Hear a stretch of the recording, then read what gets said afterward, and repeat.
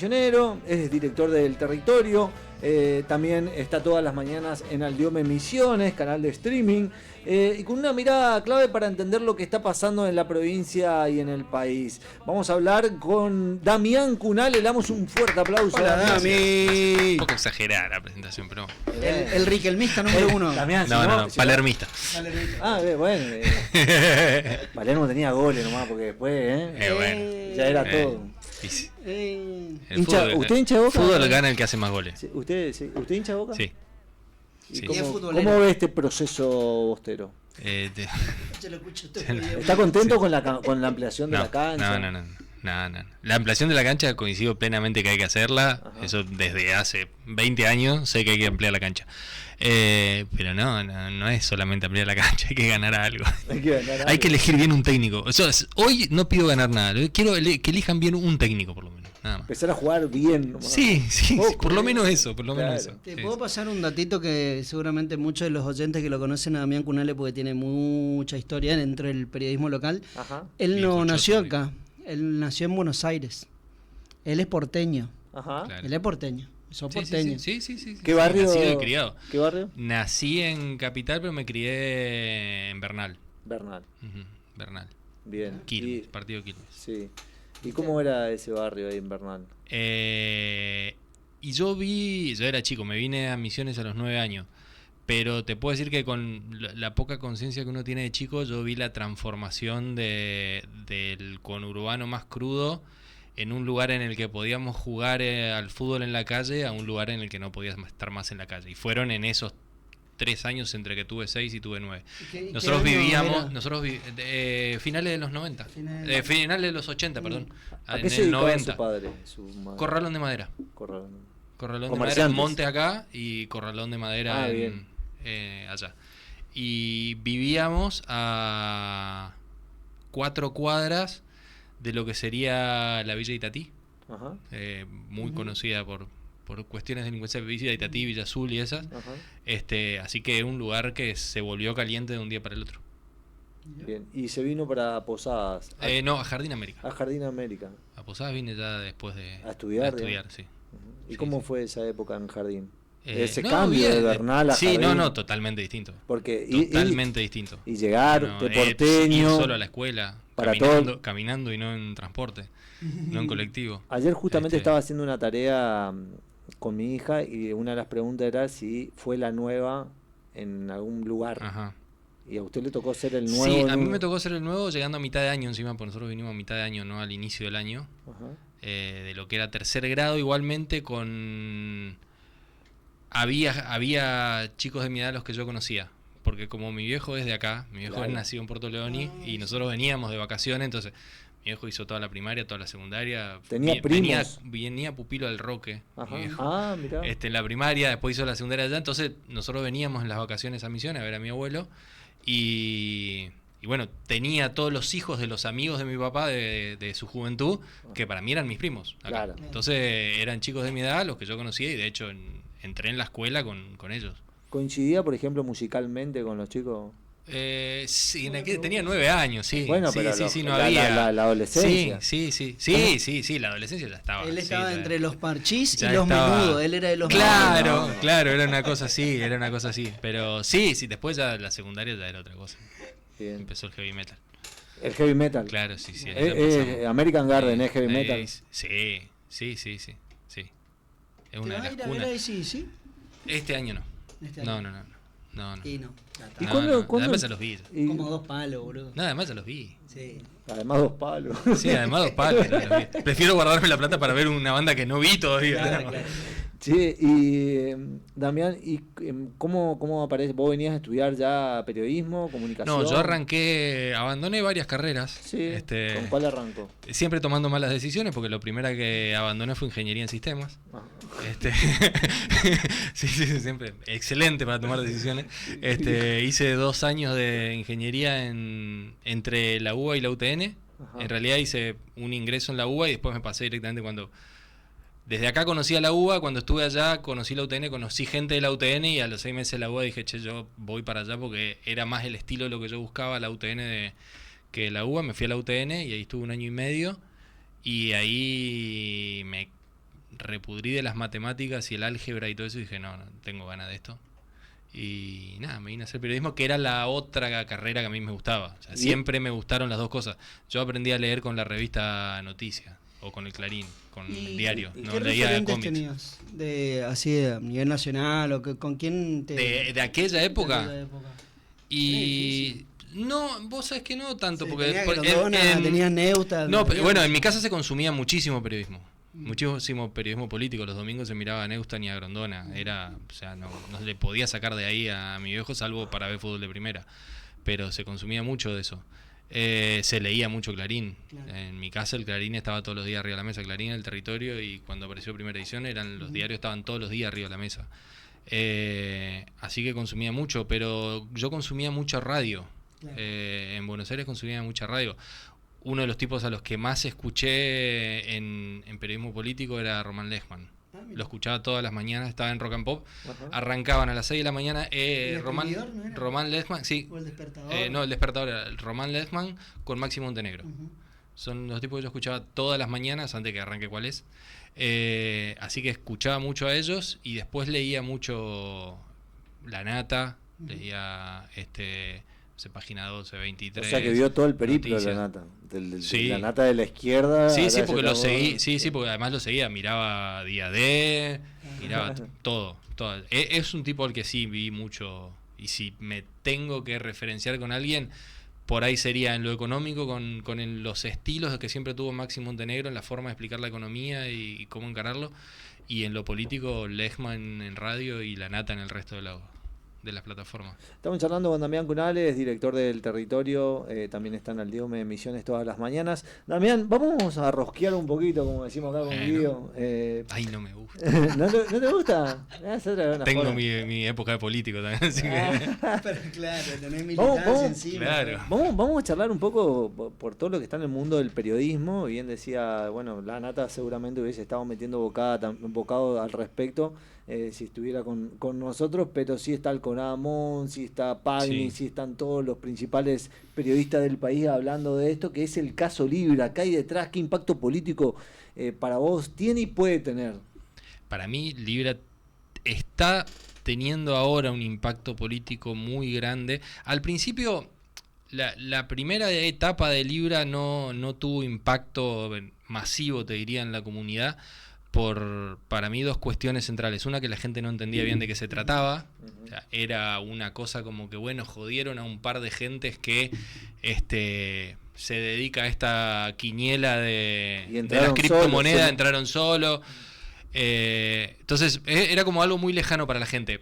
¿Por qué creo que era muy lejano para la gente? Porque no había cifras atrás de cuánto se estaba quedando la gente que se quedaba con algo. Entonces, que al principio no haya habido cifras, había cifras de cuánto habían perdido los que entraron al juego, pero no qué pasó con esa plata. Entonces me parece que eso fue como medio distante. Y lo segundo, que en aquel momento, volviendo a lo que por ahí hablábamos hoy fuera de micrófono, fuera de aire, estábamos todavía en la luna de miel de la mayoría de los votantes de Milei. Iba un año de gobierno y todavía la gente no estaba dispuesta a buscarle los detalles a lo que hacía Milei. Todavía se toleraba todo. Y lo que decía Milei se le creía. O sea, si Milei dijo que él encontró ese contrato por ahí y lo publicó porque le pareció interesante, la gente, bueno, estaba listo. Me alcanza esa explicación. Claro. Las explicaciones de Milei alcanzaban. Empiezan a pasar un par de cosas de ahí para acá. Primero, que se empieza a conocer un poco más, en buena parte por el trabajo periodístico, no tanto por el trabajo de la justicia, porque está claro que la justicia no tenía ningún interés que se sepan mucho las cosas, pero sí por trabajo periodístico se empezó a conocer un poco más qué había detrás de esto, y se empezó a explicar un poco más, esta plata que alguien se la quedó, está girando en billeteras, y resulta que este tipo que antes lo tenía contratado el presidente en el mundo privado, que es Novelli, está metido en este quilombo, y este otro, y mirá como la gente que empezó a mirar otra cosa. En el último mes se le empezó a poner número a eso.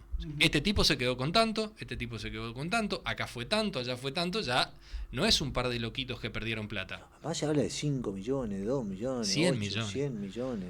Pero ¿a qué le pagaron 5 millones de dólares? Mamá, hoy sí.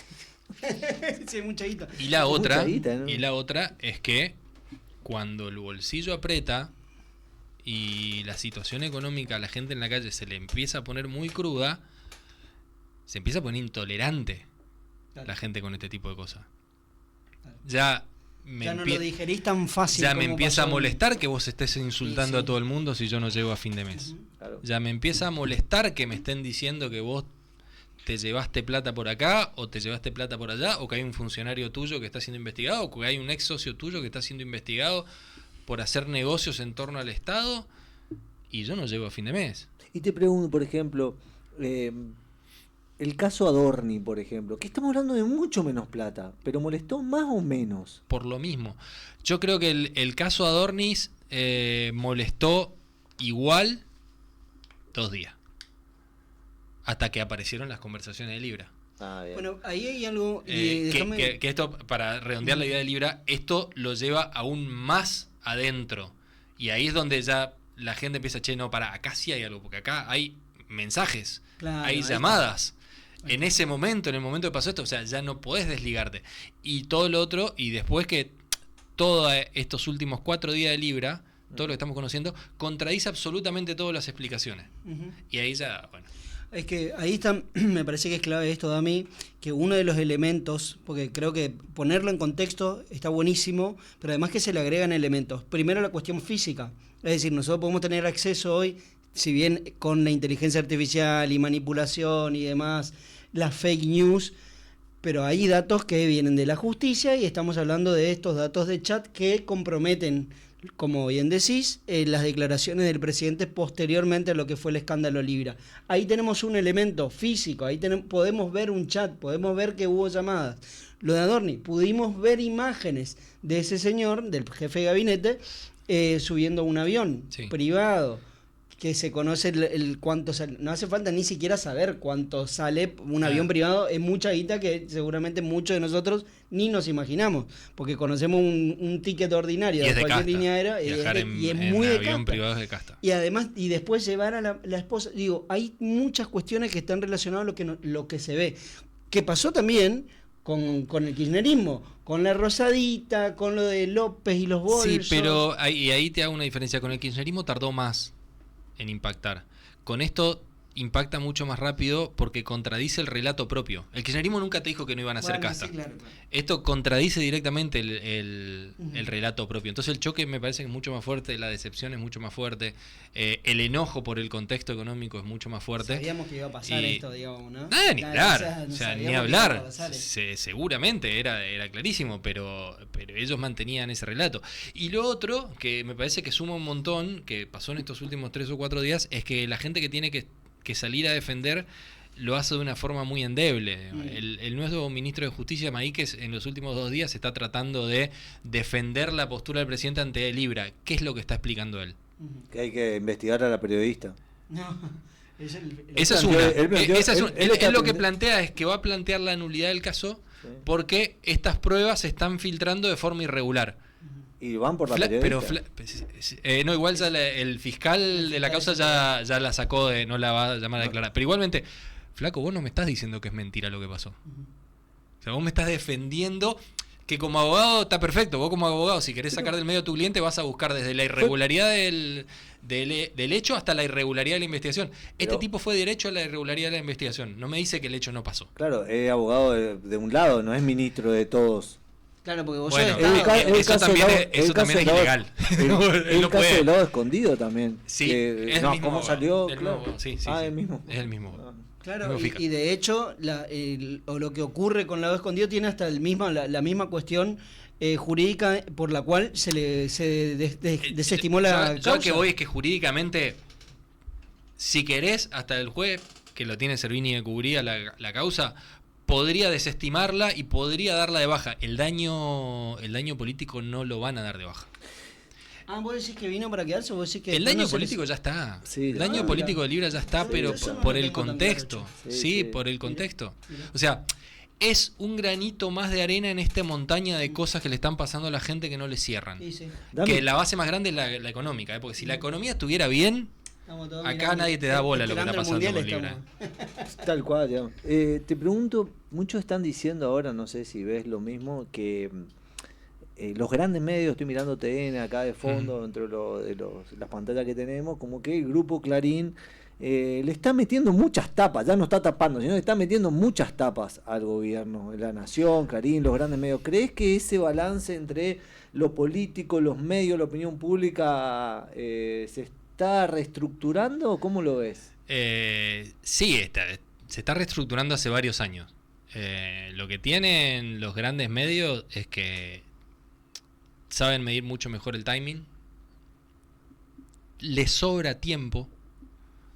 El político no tiene tiempo. Claro, tiene una elección el año que viene. Sí. El político no tiene tiempo.